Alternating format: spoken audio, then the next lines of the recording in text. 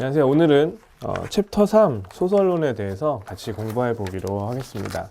일단 소설에서 여러분들이 꼭 아셔야 할 시험 범위가 이제 소설의 정의, 기원, 소설의 3요소, 그다음에 소설의 종류, 분류 이렇게 크게 세 가지 팩트가 종류 분류가 되겠는데요. 먼저 소설의 자의부터 함께 알아보도록 하겠습니다. 자의라고 하면 말 그대로 글자적 의미, 그러니까 소설이라는 말 자체의 의미에 대해서 아는 건데요. 소설은 한자로 쓰시면 작은 소자에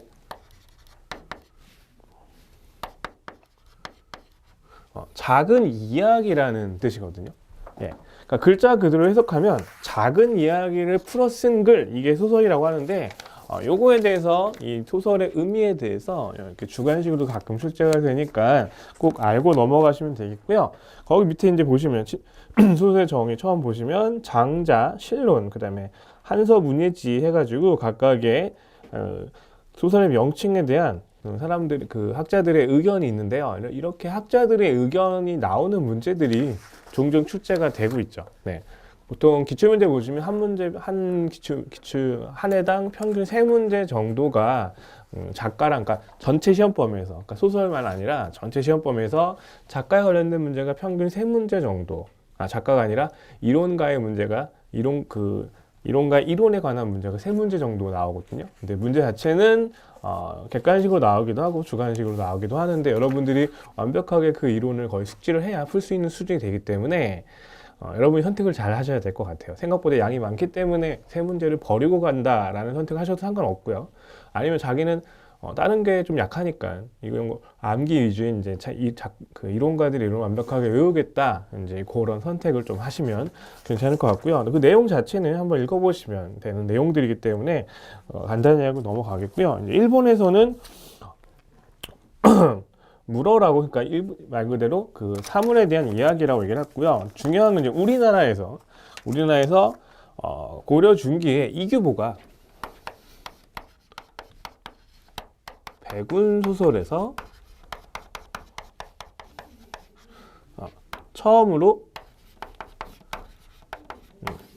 최초로 소설이란 말을 사용했다라는 점, 이 점은 객관식으로도 나오고 주관식으로 나온 적이 있기 때문에 꼭 살펴보셔야 되겠고요. 이게 이제 여기까지가 동양의 소설의 글자적 의미고요.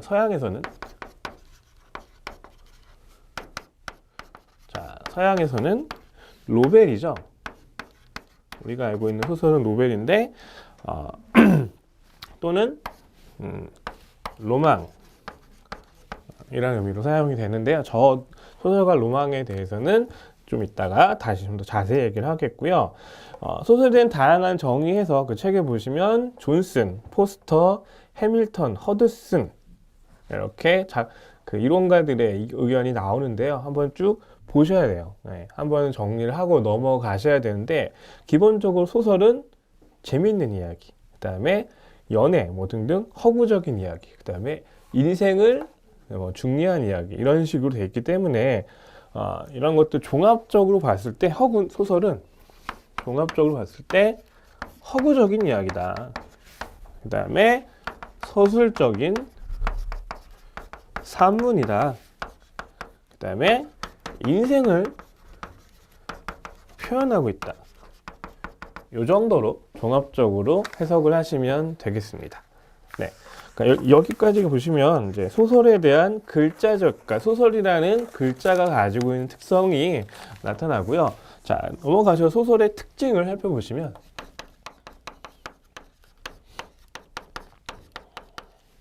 자, 첫 번째가 허구성입니다.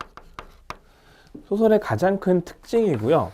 소설 자체가 현실에 있음직한 이야기를 작가가 창조해서 지어낸, 꾸며낸 이야기이기 때문에 가장 큰 특징이 허구성이 되겠습니다. 그래서 허구성이라는 것은 가공된 이야기다. 작가에 의해서 가공된 이야기라는 의미가 되겠고요.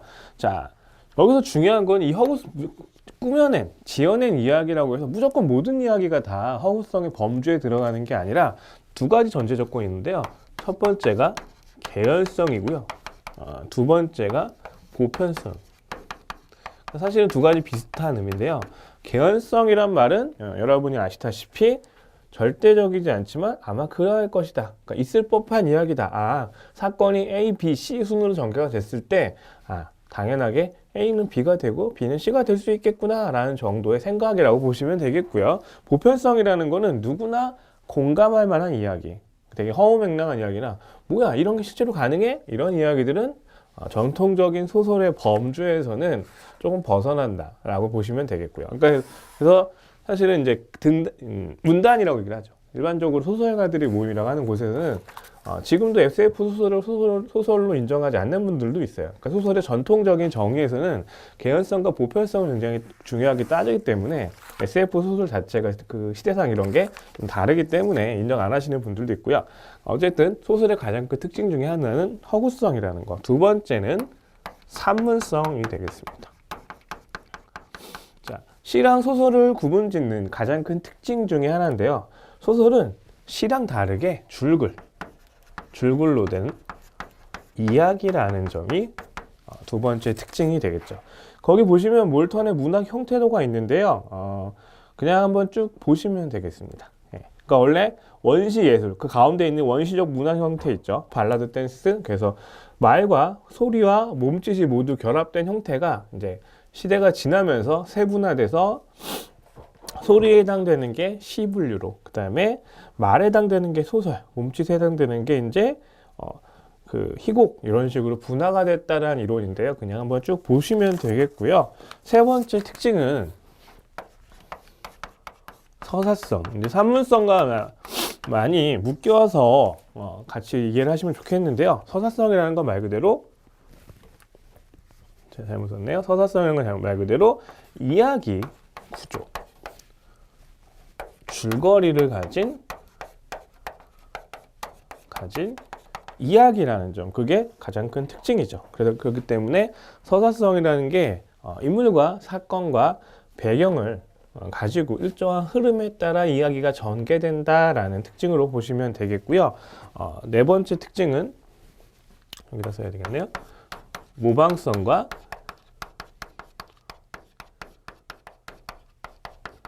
진실성, 이렇게 두 가지가 있겠습니다.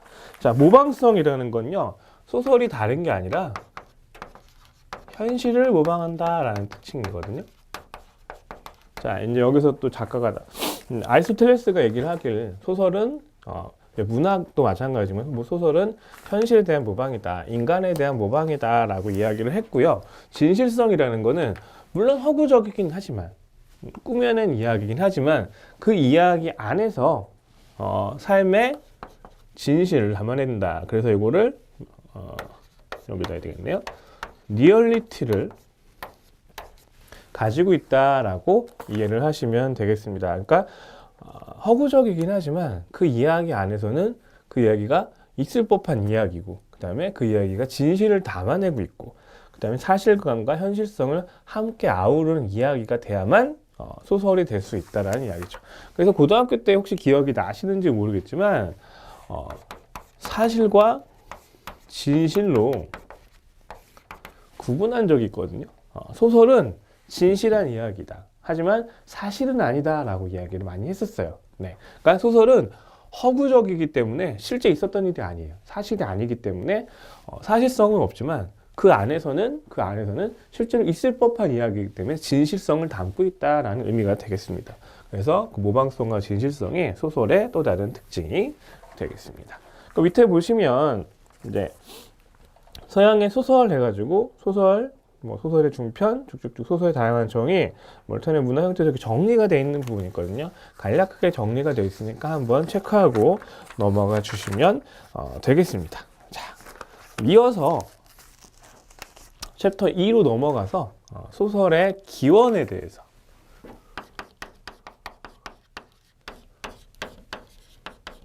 함께 공부를 해보겠는데요. 소설의 기원은 여러 가지 견해가 있는데 첫 번째로 고대 서사시에서 유래가 됐다라고 보는 견해가 있습니다. 자, 고대 서사시로 보는 견해는 루카치와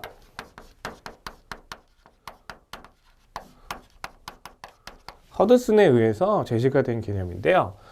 소설은 말로써 사건을 전달하는 이야기와 서술을 소설의 중요한 요소로 보았기 때문에, 자, 루카시아 허드슨은 이야기와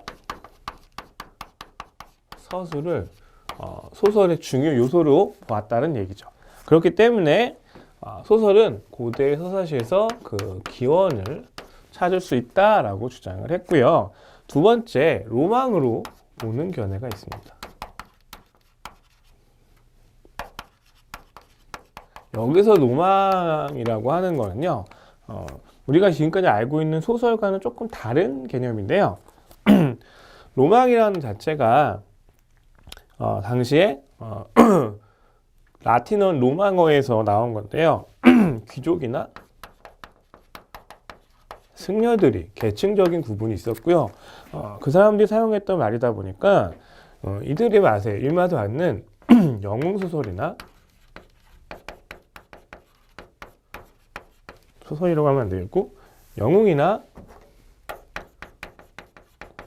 전쟁 이야기가 당시에 대부분의 소재를 가지고 있었거든요. 그래서 이런 것들을 따로 묶어서 로망이다라고 보는 겁니다. 그래서 이 로망은 보시면 책에 보시면 이제 전기 소설이란 말도 나오는데요. 영웅 또는 기사가 등장하고 비현실적이고, 자, 첫 번째 조건이죠. 영웅이나 기사가 등장을 하고요. 두 번째, 비현실적이고요. 그 다음에 뭔가 환상적이고 이상적인 이야기를 하죠. 이것도 이제 조금 있다가 로망과 소설 차이할 때 좀 더 자세히 할 거기 때문에 여기서는 간단히 하고 넘어가도록 하겠습니다. 그러니까 보통 이런 전기소설, 이제 그리스나 로마 시대의 영웅이나 전쟁 서사시, 전쟁 이야기, 로망에서 그 소설이 시작이 됐다라고 보는 두 번째 견해가 있고요. 세 번째는 근대 소설에서 처음으로 소설이 시작됐다라고 보는 건데, 그러니까 소설 자체가 고전부터 쭉 이어진 게 아니라 고전에 있었던 이야기는 여러 가지 다른 장르, 소설과 비슷한 장르의 이야기고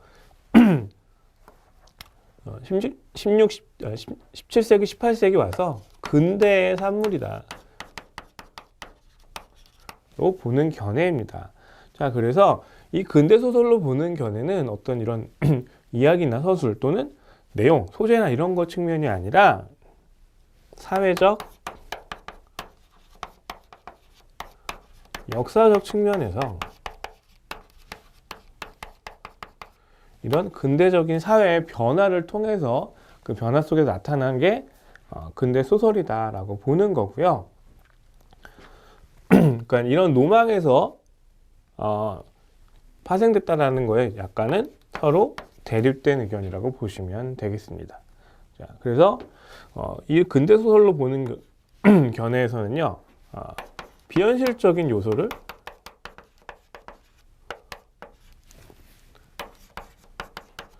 없애고, 자, 등장인물도 일반인들, 기사나 영웅이 아니라 일반인들이 또는 일반인들이 등장을 하고요. 그 다음에 소재 자체도 연애나 전쟁 같은 천편일률적인 로망 소설과는 다른 면이 나타나고 있다고 보시면 되겠고요. 여기 하나 꼭 여러분이 외워두셔야 되는 거는 리처드 스넬 파멜라라는 작품인데요. 자, 최초의 근대 소설로 뽑히는 작품입니다. 그래서 이 작품의 제목 정도는 여러분이 외워두셔야 객관식을 푸시나 주관식을 푸실 때 유용할 수 있겠고요.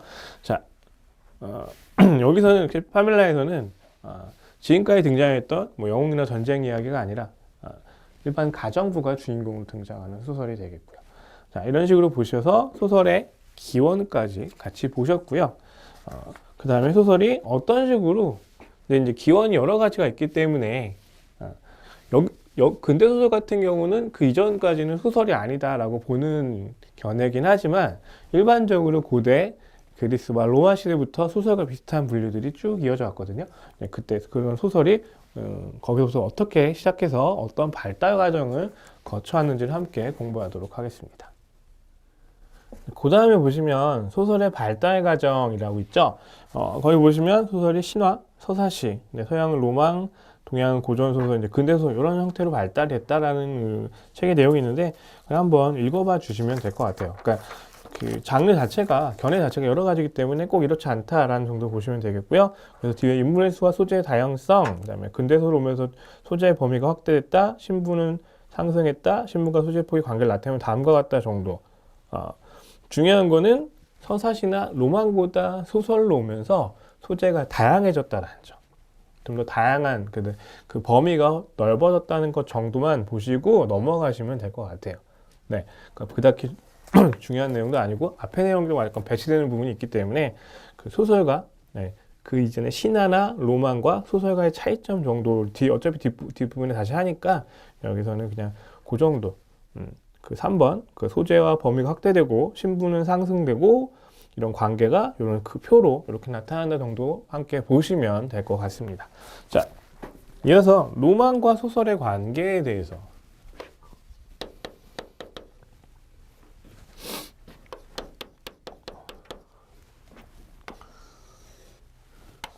함께 공부를 해보겠는데요.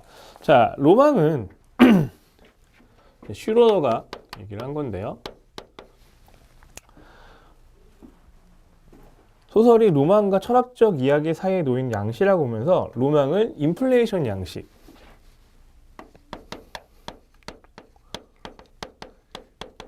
그 다음에 소설을 디플레이션 양식이라고 했거든요.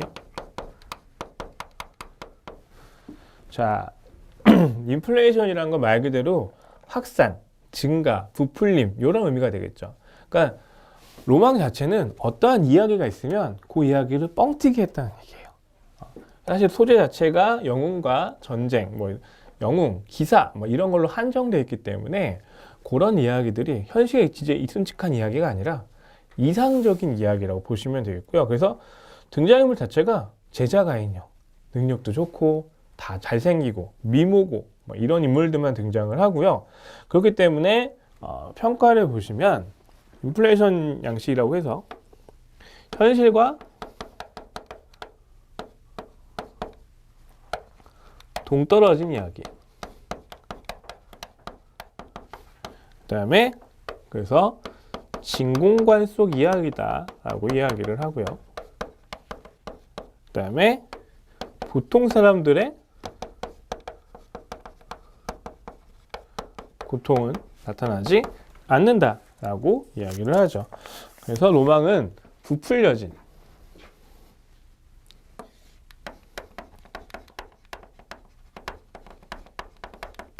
이야기다 라고 보시면 되겠고요. 보통 사의 고통을 이야기하지는 않는다. 현실에 기초하지 않는다라는 의미로 찾아보시면 이해하시면 되겠고요. 그렇기 때문에 통틀어서 역사의식이라는 게 존재하지 않는다라고 보고 있고요. 자, 소설은 그와 반대로 현실과 밀접한 이야기.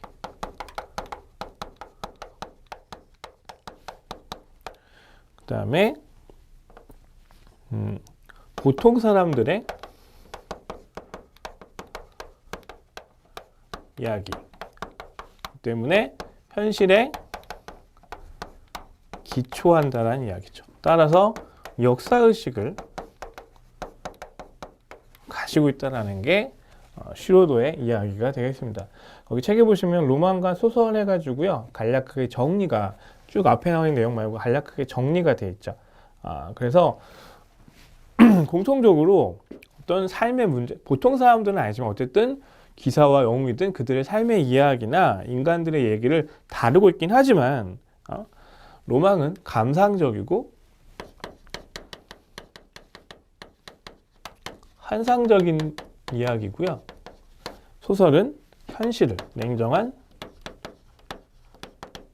현실을 담고 있다는 점. 자, 이 두 가지, 그러니까 로망과 소설의 차이점을 묻는 문제가 많이 나오기 때문에 좀 이렇게 이해를 해주시면 좋고요. 일단 슈로더가 얘기한 거는 크게 인플레이션과 소설은 디플레이션을 표현한 점, 그 다음에 각각의 특징들, 역사의식이 있고 없고의 차이점 정도로 이해하시면 되겠고요. 아우어바흐, 이름이 좀 어렵죠? 아우어바흐가 나눈 걸 보시면 일상적인 삶에 대한 모방성의 유무로 로망과 소설의 차이를 설명할 수 있다. 그 말 그대로 로망은 일상적인 삶의 모방이 없고 소설은 있다라는 거죠.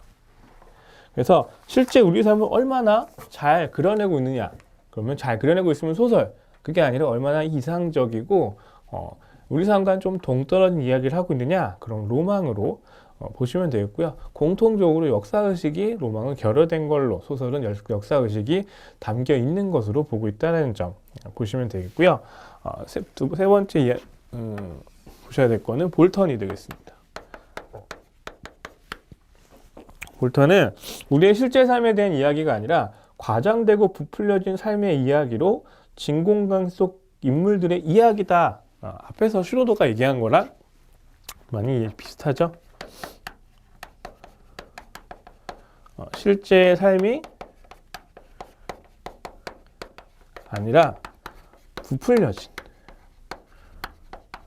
당연히 소설은 아니겠죠. 그래서 로망은 환상적이고 과장되고 부풀려졌고 역사의식이 존재하지 않는다. 그 다음에 소설은 현실을 따르고 보통 사람들의 이야기고 역사의식이 담겨 있다라는 게 가장 큰 차이점이 될 수 있겠습니다. 그래서 그 로망과 소설의 관계 책에 보시면 슈로더, 아우어바흐, 볼턴에 대해서 간략하게 정리가 되어 있는데요. 꼭 체크하고 넘어가셔야 되겠고요. 시험 문제가 보통 로망과 소설의 일반적인 차이점 묻는 문제가 출제되기도 하고 각각의 이론가들의 내용을 묻는 문제가 출제되기도 하니까 함께 알아두셔야 되겠습니다. 그러니까 각각의 이론가들의 의견을 정리하시고 그 다음에 전체적인 로망은 뭐, 소설은 뭐, 전체적인 차이점도 함께 알아두셔야 하겠습니다. 여기까지가 처음에 보신 소설의 정의와 기원에 해당되는 부분이거든요. 여기까지 보시고 소설의 글자적인 의미, 그 다음에 소설의 특징, 그 다음에 소설의 기원, 특히 이제 로만과 소설의 차이점, 요거를 꼭 정리하고 넘어가셔야 하겠습니다. 네, 이제 챕터 3, 소설의 중요 요소에 대해서 함께 공부해 보도록 하겠는데요. 첫 번째로 소설에서 가장 중요한 소설의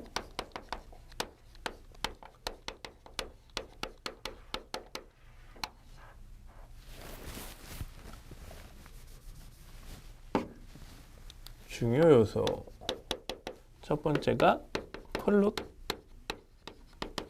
되겠습니다. 플롯이라는 건 여러분이 아시겠지만 구조라고 보시면 되겠고요. 주제를 보다 효과적으로 전달하기 위한 방법이 되겠습니다. 효과적으로 하기 위해서 사용되는 방법이 플롯이 되겠고요. 그래서 성격을 보시면 논리적이고 지적인 영역을 활발히 작용시키는 것이고요. 그 다음에 예술적이고 미학적인 전체적인 틀, 얼개를 구성하는 게 플롯이라고 보시면 되겠습니다. 플롯의 가장 큰 특징은요. 그러니까 플롯이라는 건 어떠한 사건이 있으면요. 그 사건이 아무 의미 없이 전개되는 것이 아니라 일정한 틀에 따라서 차근차근 전개되는 과정을 플롯이라고 보시면 되겠고요. 우리말로 바꿔서 이해를 하시면 구조라고 보시면 되겠습니다. 이 플롯의 가장 큰 특징은요. 개연성이에요. 아까 앞에서 잠깐 했었지만 플롯의 가장 큰 특징은 개연성이고요. 그다음에 그 개연성을 갖게 되는 요소를 이제 포스터가 주목한 개념이 뭐냐면요. 플롯은 인과관계를 바탕으로 이루어져야 한다라고 얘기를 했거든요.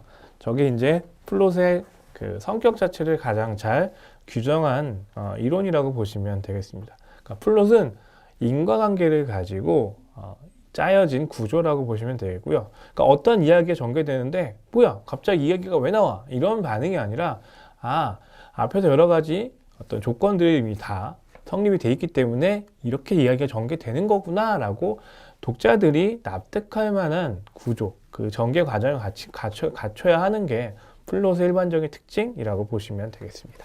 자, 그래서 포스터가 말한 플롯의 특징 중에 하나가 인과관계라는 점 꼭 보셔야 되겠고요. 이제 그 플롯과 유사한 개념으로 스토리가 있는데요. 차이점이라면 플롯은 인과관계를 중심하는 거에 반해서 스토리는 그냥 시간의 순서대로 사건을 기술하는 것, 이런 차이가 있습니다. 그러니까 굳이 인과관계가 아니더라도 시간의 흐름에 따라 사건이 이렇게 전개되는 과정을 서술했으면 이제 그걸 스토리라고 하는데요. 우리가 이야기하는 하나의 사람들끼리 평소에 이야기하는 것도 하나의 스토리가 될 수가 있겠죠. 하지만 그게 소설적인 어떤 그 성격을 가지려면 플롯, 인과관계를 통해서 이런 일을 통해서 이런 일이 발생을 했구나라는 게 설명이 돼야 된다라는 이야기죠. 그렇기 때문에 스토리는 엔드에 의해서, 그다음에 플롯은 Y에 의해서 중심으로 사건이 기술된다는 점, 중요한 건 플롯이니까 그것만 이해해 주시면 되겠고요. 보통 이런 플롯은 이런 개연성과 인과관계를 통해서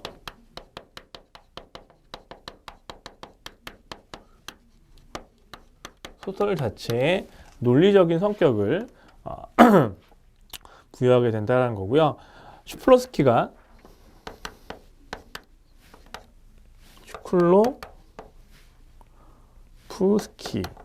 이름이 좀 어렵죠. 슈클로프스키가 낯설게 하기라는 기법을 얘기를 했는데요.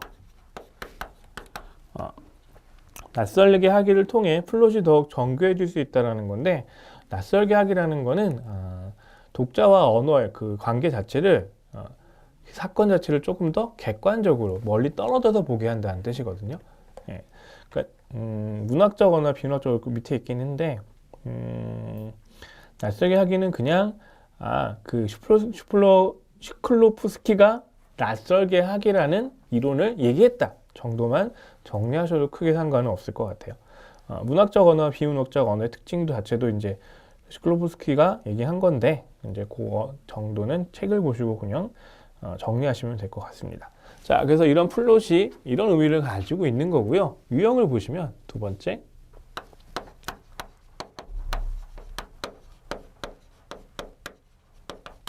플롯의 유형을 보시면 단일 플롯이 있고요.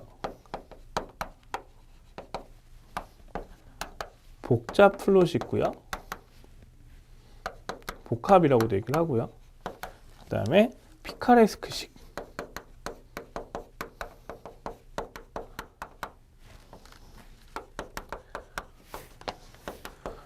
그 밖에 이렇게 있는데요. 단일 플롯이라는 거는 말 그대로 하나의 사건이 있고요. 그 사건이 해결되는 과정, 하나의 사건만 나오고 그 사건이 해결되는 과정을 서술한 거고요. 사건이 하나다 보니까 아무래도 분량이 짧겠죠. 그래서 주로 단편에 어울리는 플롯이라고 보시면 되겠습니다. 그러다 보니까 하나의 사건만 가지고 이야기가 전개되기 때문에 통일되고 압축된 이야기가 전개가 되겠죠. 보통은 시간적 순서에 의해서 스토리적인 성격을 좀 많이 띈 플롯이 전개가 되는 경우가 많죠. 단일하다 보니까 하나의 사건만 이야기가 되다 보니까 좀 단순한 구성으로 이야기가 전개될 때 그걸 단일 플롯이라고 하고요. 복잡한 플롯이라는 것은 보통 장편 소설에서 많이 얘기가 되는 건데요. 하나가 아니라 둘 이상의 플롯이 구조가 함께 진행이 될 때 우리는 복잡 플롯이라고 하고요. 보통 주된 사건과 부수적인 사건이 함께 묶여서 진행이 되는 경우를 복잡 플롯이라고 이야기합니다. 그 다음에 아무래도 통일성이 있겠지만 압축적이기보다는 약간은 이렇게 다양한 이야기가 함께 진행되는 이런 느낌이 많이 갖게 되겠고요. 피카레스크 플롯이라고 하는 거는 사건이 연속적으로 전개되는 플롯인데요. 자, 여기서 중요한 거는 이 사건이 각각의 독립된 사건 또는 이야기가 연속적으로 나온다는 이야기죠. 그래서 피카레스크 플롯 같은 경우는 16에서 17세기 초에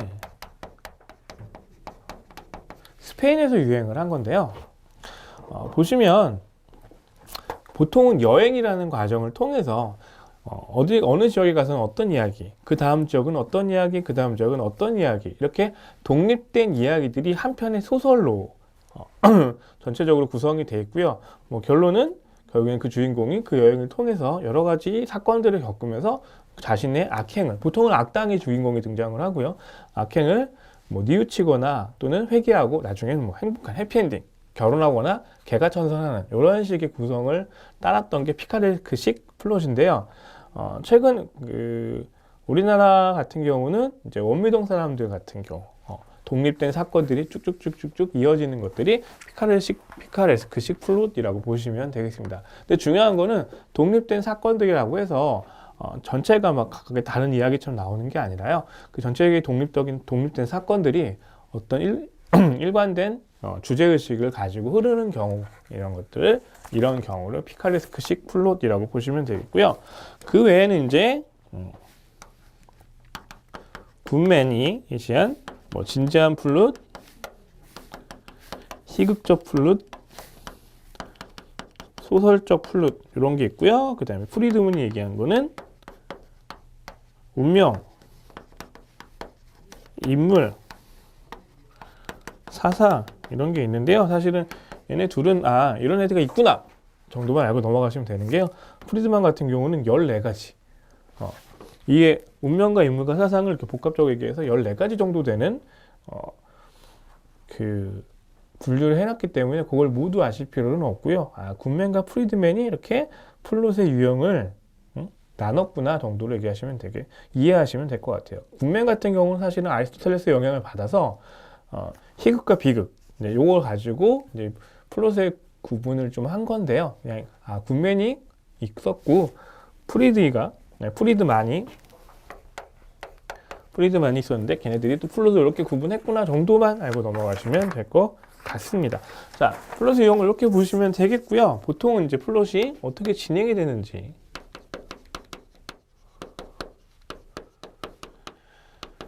이렇게 보시면 첫 번째가 평면적 진행, 두 번째 입체적 진행, 세 번째 평행적 진행이 있겠습니다. 평면적이랑 좀 달라요. 평면적이라는 건 말 그대로 그냥 자연적인 순서, 그러니까 어떤 의미를 가지고 있는 게 아니라 과거, 현재, 보통은 시간의 순서, 아까 앞에서 얘기한 스토리적인 기질이 강하게 작용해서 어떤 시간적 순서에 따라 굉장히 단순하게 진행이 될 때 그거를 평면적 진행이라고 이야기를 하고요. 입체적 진행이라고 하는 거는 시간 순서가 아닌 작가가 설정한 대로 이야기가 전개될 때 그걸 입체적 진행이라고 합니다. 보통은 역순행적으로 거꾸로 과거에서 현재로 또는 막 과거 현재로 왔다 갔다, 우리 본본 같은 경우가 그렇잖아요. 과거에서 현재로 왔다 갔다 하는 그런 구성 또는 의식의 흐름 기법 해가지고 서술자가 생각을 하는 그 생각의 과정대로 흘러가는 이런 식의 플롯이 진행이 될 때 그걸 입체적 진행이라고 얘기를 하고요. 평행적 진행이라는 건요, 두 가지 이상의 사건이 동시에 진행이 될 때 이걸 평행적 진행이라고 하고요. 평행적 진행 같은 경우는 고전적인 것보다는 그 영화에서 동시에 두 개의 사건이 이렇게 나란히 여기 보여줬다 여기 보여줬다 이렇게 이중 노출이라고 하는데요. 여기서 유래된 것으로 보는 견해가 가장 타당하다고 보시면 되겠습니다. 이상에서 살펴보신 것 같이 소설의 중요 요소 중 첫 번째 이제 플롯. 그래서 플롯의 특징이 뭐고 어떤 유형들이 있고 어떤 식으로 진행이 될 때 그 종류가 어떤 몇 가지가 있는지 이렇게 공부를 함께 하셨고요. 플롯의 의미, 거기서 이제 여러분이 가장 중심에서 유념해서 보셔야 될 거는 인과관계를 통해서 인과관계가 있어야지만 플롯이 성립이 된다는 점, 그 다음에 어떤 식으로 나누는지 정도만 알고 넘어가시면 되겠습니다.